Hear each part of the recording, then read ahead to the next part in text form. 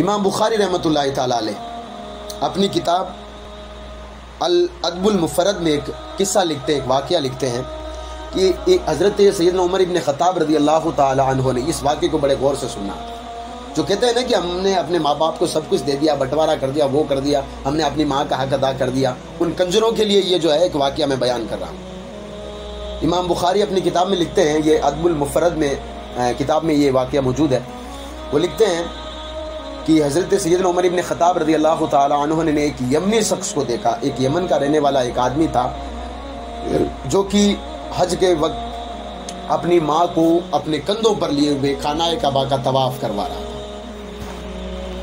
کتنا وہ جو ہے مطلب اس کا نصیب کتنا اچھا تھا کہ اس کی ماں اس کے کندھوں پر بیٹھی ہوئی تھی، وہ بھی طواف کر رہا ہے اور اس کی ماں بھی اس کے ساتھ طواف کر رہی ہے۔ جب وہ طواف کر کے فری ہوا نا تو سیدنا عمر ابن خطاب رضی اللہ تعالی عنہ نے کے پاس آیا وہ شخص، یمنی شخص، اس نے کہا کیا خیال ہے اے عمر، کیا میں نے اپنی ماں کا حق ادا کر دیا؟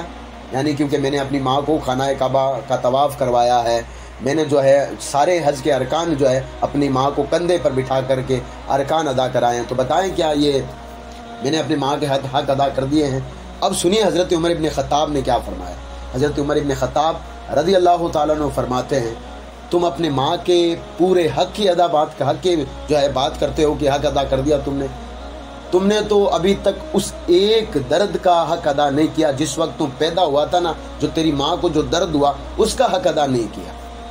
امام بخاری نے اپنی کتاب جو ہے مطلب ادب المفرد میں یہ واقعہ لکھا، امام بخاری رحمۃ اللہ تعالی علیہ، یعنی کہ ایک جو شخص تھا جو کہ اپنی ماں کو اپنی جو ہے کاندھے پر بٹھا کر کے یا پیٹھ پر بٹھا کر کے خانہ کعبہ کا طواف بھی کرواتا ہے، حج کے سارے ارکان بھی وہ کرواتا ہے، اور پھر پوچھتا ہے عمر المومنین اے عمر ابن خطاب کیا خیال ہے، میں نے اپنی ماں کا حق ادا کر دیا؟ تو حضرت عمر فرماتے ہیں تو پورے حق کی بات کرتا ہے، تو نے تو ابھی تک اس ایک درد کا حق ادا نہیں کیا جس وقت تو پیدا ہوا تھا، جو درد تیری ماں کو ہوا تھا۔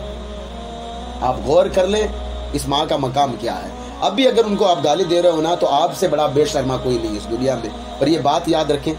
پھر اگر آپ کے گھر میں جو تکلیفیں آ رہی ہیں نا، چاہے آپ تعویذ والے کے پاس جاتے پھرو، کسی بابا کے پاس جاتے پھرو، کسی ڈونگی کے پاس جاتے پھرو، کہیں سے بھی پھرو، میں نے نیچے ویڈیو بنا کے ڈال دیا، آپ جا کر دیکھ لینا مصیبتیں آتی کیوں ہیں، آپ جا کر دیکھ لینا۔ کسی کے پاس چلے جاؤ، ایک تعویذ نہیں پورا گلا بھر لو تعویذ کا، کوئی کام نہیں آنے والا ہے۔ اگر ماں باپ کے ساتھ اچھا سلوک نہیں کرو گے، جب تک وہ ناراض ہیں کچھ نہیں ہو سکتا، ان کو راضی کرو، انشاءاللہ تبارک و تعالی گھر میں برکت اپنے آپ آئے گی۔ اب دوسرا واقعہ میں جو آپ کو سنانے جا رہا ہوں وہ ہے، آپ نے نام سنا ہوگا، ایک بہت بڑے بزرگ ہیں شیخ ابو الحسن خرقانی رحمۃ اللہ تعالی علیہ۔ اگر کسی نے نہیں بھی سنا ہے تو آج پہلی مرتبہ وہ سن لے، یہ بہت بڑے صوفی ہیں۔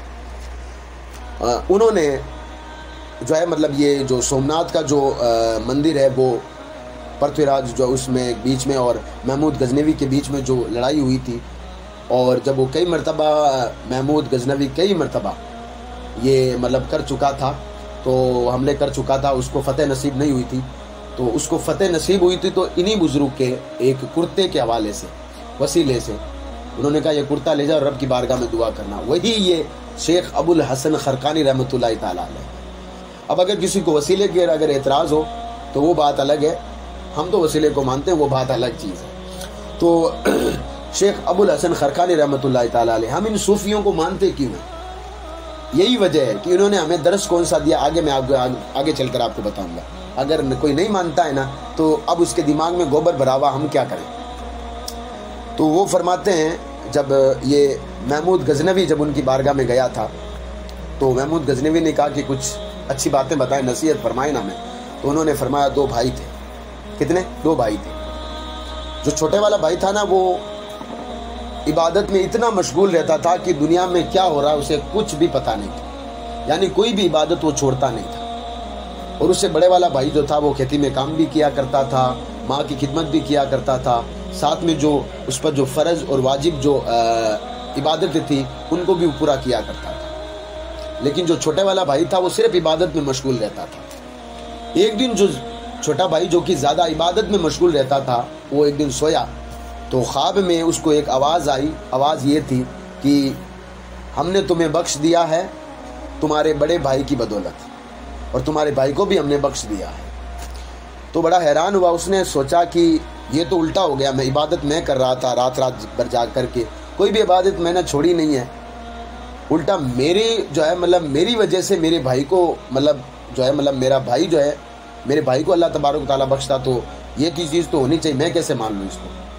تو اللہ تبارک و تعالیٰ نے فرمایا اس لیے کہ تو صرف عبادت میں اپنا من لگاتا تھا، وہ عبادت بھی کرتا تھا اور اپنے ماں کی سیوا یعنی اپنے ماں کے ساتھ اچھا برتاؤ بھی کرتا تھا۔ شیخ ابو الحسن خرقانی رحمۃ اللہ تعالیٰ علیہ نے یہ نصیحت کے طور پر کس کو یہ بات سنائی تھی؟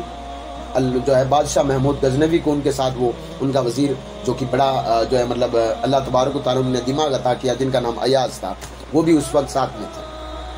تو کہنے کا کیا مطلب ہے، وہ ساری رات عبادت کرتے رہے، پوری زندگی ان کو دنیا سے کوئی مطلب نہیں تھا، پھر بھی اللہ تبارک و تعالیٰ کو عمل کس کا پسند آیا؟ اس کا جس نے اپنی ماں کے ساتھ اچھا برتاؤ کیا۔ آپ غور کر لیں۔ اب میں نے جو ایک واقعہ میں نے کبھی کہیں پڑھا نہیں ہے، یہ آپ میں سے اگر کسی نے پڑھا ہو تو میرے ساتھ حوالہ بھیج دیں، بڑی مہربانی ہوگی۔ میں نے یہ واقعہ ابھی تک کہیں پڑھا نہیں، میں نے ڈھونڈنے کی کوشش بھی کی کتابوں میں۔ وہ حضرت علقمہ رضی اللہ تعالیٰ عنہ واقعہ، یہ واقعہ اگر مجھے مل جائے تو میں سمجھتا ہوں اگر کوئی ماں باپ کی نافرمانی کرتا یا اپنے ماں باپ سے نہیں بولتا ہے نا، اس کے لیے یہ واقعہ کافی ہے ساری چیزوں کو چھوڑ کر کے۔ واقعہ کیا ہے؟ حضرت علقمہ رضی اللہ تعالیٰ عنہ یہ اللہ کے رسول صلی اللہ تعالیٰ علیہ وسلم کے صحابی ہیں۔ صحابی کا مطلب کیا ہے؟ جنہوں نے اللہ کے رسول صلی اللہ علیہ وسلم کو محبت کی نظر سے دیکھا ہو، پھر ان پر ایمان لایا ہو اور ایمان ہی کی حالت میں اس دنیا سے جو ہے مطلب کوچ کر کے گیا ہو، ان کو صحابی کہا جاتا ہے۔ تو حضرت علقمہ نبی کریم صلی اللہ تعالیٰ علیہ وسلم کے صحابی ہیں۔ جب ان کا آخری وقت آیا، جب اس دنیا سے جا رہے تھے، تو ان کی زبان پر کلمہ جاری نہیں ہو رہا تھا، تو صحابہ کرام دوڑتے دوڑتے آقا کریم صلی اللہ علیہ وسلم کی بارگاہ میں حاضر ہوئے، یا رسول اللہ، حضرت علقمہ کی زبان پر کلمہ جاری نہیں ہو رہا، جبکہ ہم بار بار حضرت علقمہ کو کہہ رہے کہ کلمہ پڑھو، جیسا کہ شریعت ہمیں حکم دیتی ہے کہ جب کوئی کسی کی جان نکل رہی ہو تو اس کے پاس بیٹھ کر کلمے کا ورد کرنا چاہیے تاکہ وہ بھی کلمہ پڑھے۔ اور یہ حدیث پاک ہے کہ جس کی جو ہے موت لا الہ الا اللہ پر ہوئی وہ جنت میں داخل ہوگا۔ تو حضرت علقمہ کو ہم کئی مرتبہ جو ہے کلمہ پڑھا رہے ہیں، لیکن حضرت علقمہ کلمہ پڑھ نہیں پا رہے۔ یا رسول اللہ، اس کا ریزن کیا ہوتا ہے، کارن کیا ہو سکتا ہے؟ اللہ کے رسول صلی اللہ علیہ وسلم چلے حضرت علقمہ کے پاس گئے اور کہا کہ علقمہ تمہاری ماں کہاں پر ہے؟ تو حضرت علقمہ نے کہا یا رسول اللہ صلی اللہ علیہ وسلم وہ مجھ سے ناراض ہے اور میں ان سے ناراض ہوں۔ تو صحابہ کرام گئے، آقا کریم صلی اللہ علیہ وسلم نے فرمایا جاؤ ان کی ماں کو بولو کہ حضرت علقمہ اس وقت جو ہے مطلب وہ جو ہے ان کا آخری وقت ہے، ان کو معاف کر دیں، اگر آپ معاف کر دو گی تو اللہ تبارک و تعالیٰ بھی انہیں معاف کر دے گا۔ صحابی رسول ہے، آپ اور میرے جیسے کنجروں کا تو کچھ ہے ہی نہیں سکتا، یہ بات یاد رکھیں، ہم نے تو کچھ کیا ہی نہیں ہے، وہ صحابی رسول تھے۔ تو صحابہ کرام گئے اور ان کی ماں کے پاس جا کر کہنے لگے کہ آپ معاف کر دیں، تو ماں نے کہا میں معاف نہیں کروں گی۔ تو آقا کریم صلی اللہ علیہ وسلم کے پاس آئے صحابہ، یا رسول اللہ، علقمہ کی ماں نے منع کر دیا کہ وہ کری کہ میں معاف نہیں کر سکتی۔ پھر رسول اکرم صلی اللہ علیہ وسلم گئے، تشریف لے گئے اور پوچھا کیا تم چاہتی ہو کہ تمہارا بیٹا آگ میں جلے؟ کہا کہ نہیں۔ تو کہا کہ اگر تم چاہتی ہو کہ تمہارا بیٹا آگ میں نہ جلے تو اپنے بیٹے کو معاف کر دو۔ تو ماں ہوتی ہے، اس کا دل کتنا نرم ہوتا ہے۔ تو اس نے کہا کہ میں یا رسول اللہ، میں نے اللہ کے لیے حضرت علقمہ کو جو ہے مطلب معاف کر دیا۔ اب جیسے ہی ماں نے معاف کیا، صحابہ کہتے ہیں کہ جیسے ہی ماں نے ادھر معاف کیا، ادھر حضرت علقمہ کی زبان پر کلمہ جاری ہو گیا، اور کلمہ جاری ہونے کے بعد تھوڑی دیر کے بعد ان کا انتقال ہو گیا۔ بات یہاں پر میں ختم کر رہا ہوں۔ اب اگر کوئی اپنے والدین کو، اپنے ماں باپ کو، اپنے فادر یا پھر مدر کو تکلیف پہنچاتا ہے، یا پھر جو ہے مطلب ان کو حقیر سمجھتا ہے، یا پھر ان کو جو ہے مطلب ایذا دیتا ہے، تکلیف دیتا ہے، ان کی کوئی عزت نہیں کرتا ہے، تو پھر یہ جو میں نے ساری چیزیں بتائی ہے نا، میں نے اپنے گھر کی کوئی ایک بھی چیز نہیں بتائی ہے، میں نے ساری چیزیں، آپ ان کا جو ہے مجھ سے حوالہ بھی لے سکتے ہیں، آپ جا کر خود بھی پڑھ سکتے ہیں اور جا کر دیکھیے کہ ماں کا مقام کیا اور باپ کا مقام کیا ہے۔